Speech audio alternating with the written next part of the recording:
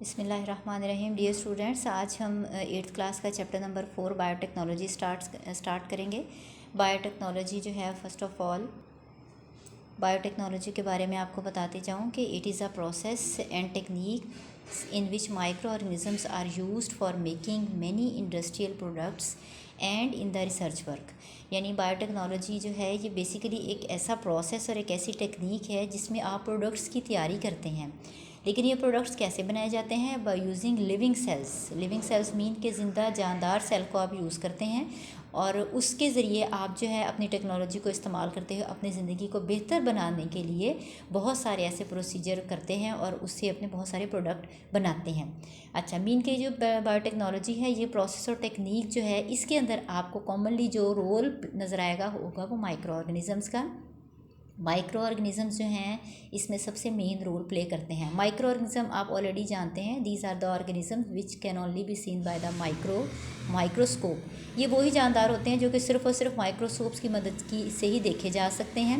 इसको हम कहते हैं माइक्रो ऑर्गेनिज्म। आप जो बायोटेक्नोलॉजी में जो प्रोसेसेस हम इस्तेमाल करते हैं उनमें फर्मेंटेशन है, टिश्यू कल्चरिंग है, जेनेटिक इंजीनियरिंग है। अब उसमें जो है बायोटेक्नोलॉजी अगर आप देखें तो बायोटेक्नोलॉजी में जो माइक्रो ऑर्गेनिज्म इस्तेमाल होता है वो है बैक्टीरिया। अब बैक्टीरिया को ही क्यों यूज़ किया जाता है उसकी भी एक बहुत सिंपल रीज़न है। वो आपको, जैसे मैंने बैक्टीरिया लास्ट वीडियो में बैक्टीरिया सेल के बारे में बताया था कि this cell is very simple.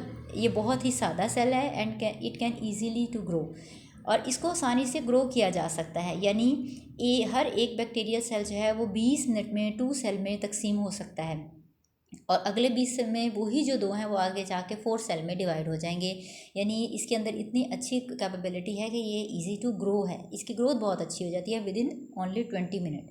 इसके अलावा जो है बैक्टीरिया में एक इजाफी जो है वो सर्कुलर शेप का डीएनए प्लाज्मिड मौजूद होता है जिसके अंदर एक्स्ट्रा डीएनए प्रेजेंट है। बायोटेक्नोलॉजी की जो एक सबसे मॉडिफाइड फॉर्म है, प्रोसेस है, उसे हम कहते हैं जेनेटिक इंजीनियरिंग, जो कि आपने इस चैप्टर में पढ़ना है। Genetic engineering is an advance technique. ये आपको डेफिनेशन से पता चल रहा है, उसके फर्स्ट स्टेप में डेफिनेशन के पता चल गया कि ये एक टेक्निक है which is very advance in which scientists select and isolate the useful gene from one organism and insert it into another organism। Simply मैं आपको बताती हूँ कि जेनेटिक इंजीनियरिंग एक ऐसी टेक्निक है कि जिसके अंदर जो है आप लिविंग सेल को यूज़ करते हैं, क्योंकि ये बायोटेक्नोलॉजी की एक टाइप है।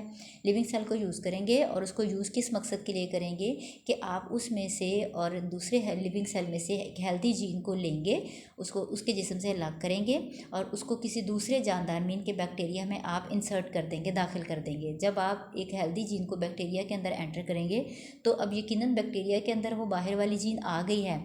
अब उसके अंदर ये सलाहियत है कि वो हर 20 मिनट के बाद 2 से 4, 4 से 6 बैक्टीरिया सेल में तकसीम हो जाता है। अब इसी तरह वो डिवाइड होगा और डिवाइड होता रहा और एंड में जो है ये मल्टीपल प्रोटीन्स बना देगा।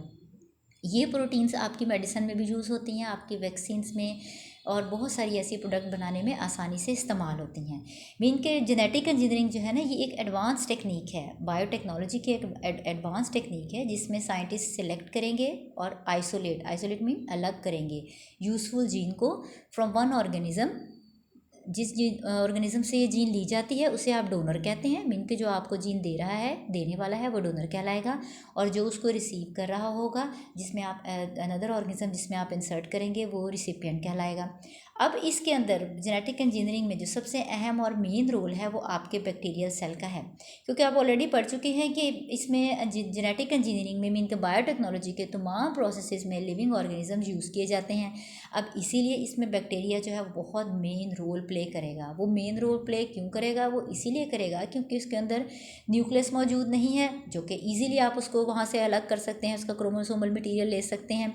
और इसके अलावा उसके अंदर प्लाज्मिड्स मौजूद हैं, प्लाज्मिड्स को भी आप आसानी से अलग कर सकते हैं बैक्टीरियल सेल से, और उसके साथ अपनी जो फेवरेट जीन है, जो आपकी प्यारी जीन है, आप उसको ऐड कर सकते हैं और वो फिर आपकी जो है रिक्वायर्ड प्रोटीन बनाती जाएगी। और इस तरह आप जो है बैक्टीरिया का प्लाज्मिड उसको एज अ कैरियर के तौर पर यूज़ करते हैं, जो कि किसी भी बैरूनी जीन के साथ अटैच होगा और फिर आपको आपकी रिक्वायरमेंट के मुताबिक प्रोटीन्स बनाने में हेल्प करेगा। Thank you so much.